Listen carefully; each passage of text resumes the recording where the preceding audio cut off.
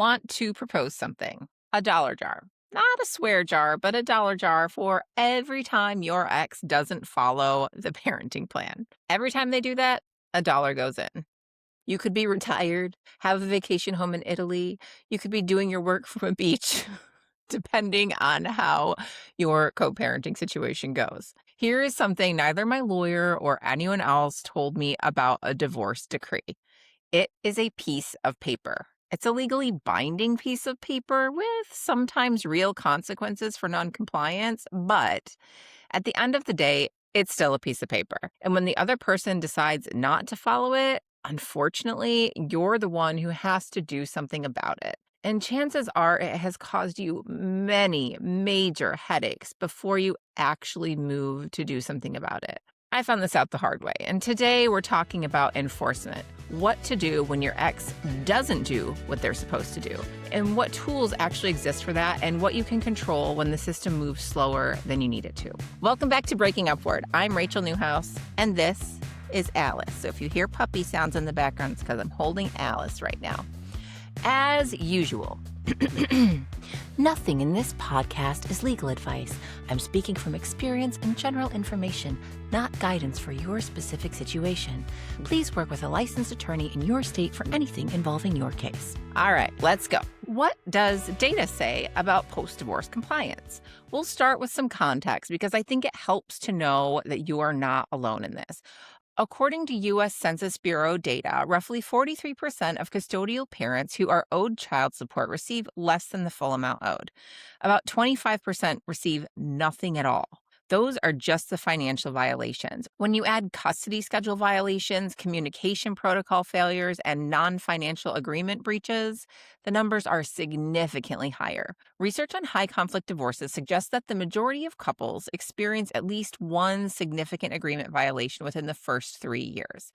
That doesn't mean you have to accept it, but it means you're really not alone in this, like really not alone. And there are good tools designed specifically for this situation. First things first, document everything and start today if you haven't already. It is the most important thing you can do. More important than calling your lawyer immediately, more important than responding to your ex. Document everything. Every violation, every missed payment, every late pickup, every late drop off, every communication that should have happened and didn't.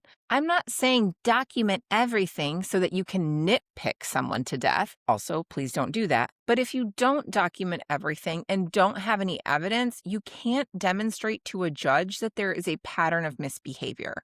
Not because you're being paranoid or being difficult. If this ever goes back to court, documentation is what makes or breaks your case. A judge cannot help you based on your memory. They can help you based on dated, factual, written records. Create a log, dates, times, what happened, any relevant communication or evidence that you have, and keep it somewhere easily accessible, not buried in screenshots on your phone that you'll have to dig out and forget where they are. Also, a really good tip is to email through something like Our Family Wizard or Talking Parents. Those are your best friends for co-parenting communication. Time-stamped, searchable, and it's harder to dispute than a text message that could be doctored. I try very hard to follow every term of our agreement to the letter. Not because I'm a saint. I'm not. You can ask my ex-husband and current husband. They'll both tell you that I'm not. But I have two main reasons for following the agreement and being stringent about it. The first one is this agreement was what we agreed was the minimum we should both put in for the well-being of our child. That's it, the minimum. This isn't reaching for the stars. This is the minimum we should both be doing on behalf of our child. Anything else could be harmful to our child. Enough said, right? Number two is because I refuse to just hand someone anything that can be used against me or my son in court. I'm giving them zero ammunition. That is a strategy, not a virtue. Obviously, things are open to interpretation, and I'm sure there have been minor infractions that I'm unaware of or I've overlooked or something. But in general, I follow it to a T, and you should too. This also means you have to know your agreement inside and out. And if you need some help with any specifics, if there's things that you don't understand or forgotten about in your agreement, you can go to my app. It's app.breakingupward.com. You can find it in the show notes and you can find it on my website. And there's a clause translator that will translate your agreement into lay terms so that you can really understand what it is that you need to do and what you cannot do. So, as I have said before, if you are continually violating your agreement or your ex, you are also agreeing to escalate conflict. I will also say, if someone is communicating with you and trying to reasonably negotiate with you, please be reasonable. Don't be one of those, well, the agreement says this. I'm particularly referring to parenting time here. One thing me and my ex are honestly really good at, there aren't many, so I've got to count the wins here. One thing we're really good at together is giving each other time for our families and personal lives when we need it. Recently, my ex asked me if his mom and dad could take my son to a baseball game during my parenting time, and I had absolutely nothing going on and nothing planned. It would be childish of me to refuse my son time with his aging grandparents simply to adhere to an agreement and say, like, actually, it's not your time. This is silly. My ex has also done this for me countless times too. I really appreciate that about how we work together on parenting time. So I would encourage you to do the same. And I will say it's really hard when one person is reasonable about it and the other is not. I have seen that firsthand too. When one person is like, oh, of course you can go to your sister's birthday party with our kid. Like, I want our kid to be there for their family events.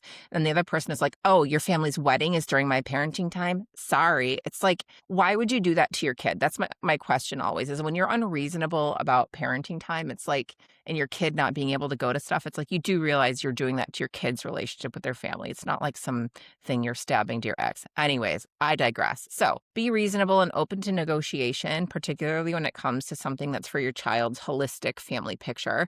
But that being said, follow your agreement when your ex is not following it. Dates, times, any evidence that you have of it. I'd recommend Google Sheets or something similar if you're a spreadsheet girly. I found it really helpful to just because I could do it on the go too. I could have it on my phone and just like put the date, put the time, and then I would screenshot and could even plug that in if you get really fancy with Excel or things like that. Oh gosh, Alice, where are you going? Come here, Alice. Here, Alice moving around. This is my little puppy girl. You're watching the video, you can see Alice. She likes to sit with me all day, every day. All right, Alice, what's next for us? Oh, yeah, we're going to talk about the tools that exist. So, one is contempt of court. If your ex is violating a court order, you can file a motion for contempt. This brings the violation in front of a judge. It's not fast and it's not free. And I will say this can be very expensive, but it is real and it is on the record and it has consequences. Courts do not like people who treat legally binding agreements as optional. Often, if they are found to be in contempt, they'll have to pay for your attorney's fees as well, but this is a case-by-case basis, so there's no guarantees there. I have known people on both sides of this. I had an acquaintance held in contempt for willfully violating their agreement because they were so angry with their ex. They decided they weren't going to respond to their ex when they were supposed to be transitioning parenting time, and they didn't turn their kid over. Contempt was light in this situation. They could have actually been charged with kidnapping, and they could have actually lost their future parenting time. So don't do things like this. I have been on the other side of this, having to be the one to hold someone in contempt, and I will tell you that is not fun either for anybody. Let's all just save our money and save time and save emotions and follow the rules. And if you don't follow the rules, be willing to concede and be like, yeah, I shouldn't have done that. Sorry. Avoid court, work through it, get over it. But I know from personal experience, it doesn't always go that way. Willfully and repeatedly violating your agreement is very likely to end you up in hot water. You can also modify your order. So if your circumstances have changed significantly, like significant income changes, location changes, kids' evolving needs change, you may be able to modify your agreement. So it requires going back to court usually, or making filings at least. But sometimes that can be the right move. And then I want to talk to you about this one that I really, truly mean it. It changed my life. This is a parenting coordinator. A parenting coordinator is a neutral third party. It's usually an attorney or a therapist with specialized training to help resolve disputes between co-parents without requiring going to court every time something comes up. Considering the number of violations I've had to deal with and the number of issues I had to deal with, I was just bleeding money from having to go to court. And so I got a parenting coordinator and stated, for us, And well, it wasn't just me. We had to both agree to it. But we had this person put on our case, and she is an attorney. So she understands the legal documents and she makes binding decisions for us. So we cannot violate what she says if there's a new rule that needs to be added to our parenting situation or a modification or clarification. What she says is binding and it goes for both of us. It's not just for him or just for me, it goes for both of us. In many states, the parenting coordinator can make binding recommendations on specific disputes, but you'd have to check your state to see if that is true for you. Research on parenting coordinators does show that they reduce court litigation by 70 to 80% in high conflict cases. When something isn't being followed, what I do is I email the parenting coordinator and she makes a decision. It's pretty fast, it's pretty simple. It often doesn't even involve a three-way phone call. This process has changed the entire dynamic for us, and it has saved us both a ton of money. It's not necessarily available or appropriate for every situation, and it does still have a cost. Every email I send her costs me at least $20 to $40 to send and receive a response, but that's a lot less than having to file something in court. If your situation's high conflict and you are exhausted from the constant back and forth, it's really worth looking into seriously, and it is a hell of a lot cheaper than litigating in court. So the next cost savings, well, it's not really cost savings, but you're going to save up some money doing this, but it is going to be your own money. I would think about starting a dollar jar, not like a swear jar, but I had this system for a while. Every time there was a violation, meaning every time something happened that wasn't supposed to happen, I metaphorically put a dollar in a jar. It was actually a handwritten tally because I do online baking and I am a girl who never carries cash, but you get the point. It's not because that $1 did anything, but it was small enough that I didn't feel like I was losing something when I did it. It helped me externalize it and visualize, holy cow, I'm dealing with a lot. This is a lot. This is a lot of stuff. This tally keeps growing and growing and growing. And I'm like, wow. No wonder I'm stressed out. It gave me something to do also with that frustration, something that wasn't texting somebody else or calling my lawyer or forking over $400 or to have a meeting with my lawyer, not screaming, nothing like that. It was just a way of saying, I can see this. Oh, wow. Let's track this and visualize it and honor that this is tough and this is a lot. And I'm not going to let it live in my body. I'm going to do something with it that makes me feel better. For me, it was waiting till mine got to $300.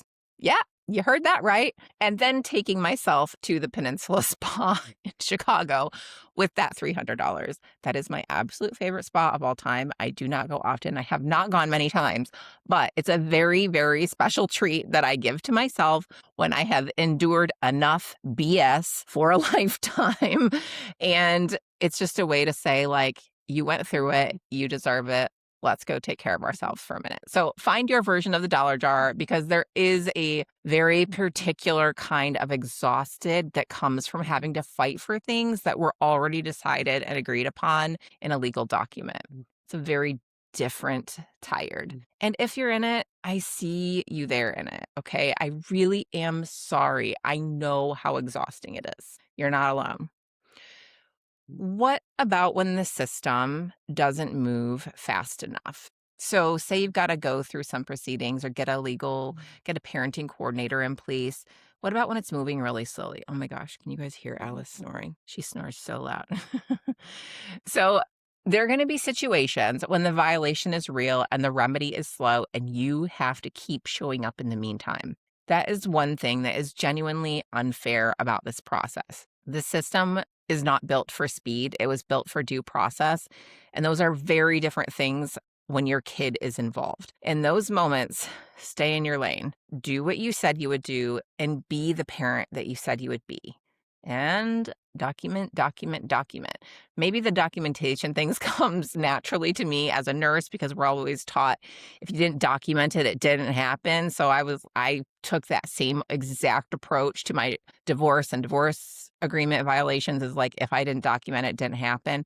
But document, okay? Again, document. Also lean on your support system. Keep talking to your attorney about your options. And follow what your attorney tells you to do. I went over my attorney's head one time and one time only because I was absolutely losing it at the speed of how things were going.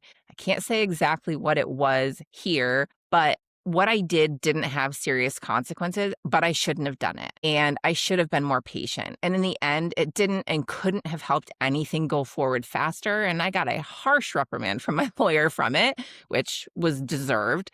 And she just made me aware you could have hurt things by trying to push this and trying to don't. Okay, I get it. I get the impulse. I did it, right? Like, I'm telling you, I made a mistake. Don't make my mistakes. Be as patient as you can and know that you're building a record whether you realize it or not. Courts do notice patterns and make sure that your record says what you want it to say about both you and your ex. You cannot control whether your ex follows your agreement, but you can control whether you have the right support in place to hold him to it when it matters, him or her, of course. You can control your record, your response, and who you are in this process. Stay in your lane, document everything, know your tools, and don't try to do this alone. And the next episode, we're going to go a little bit lighter and we're going to talk about dating after divorce, which is a thing you will do or are already doing, and which is both more fun and more complicated than anyone prepares you for. I've got some stories and we'll get into it when we get there.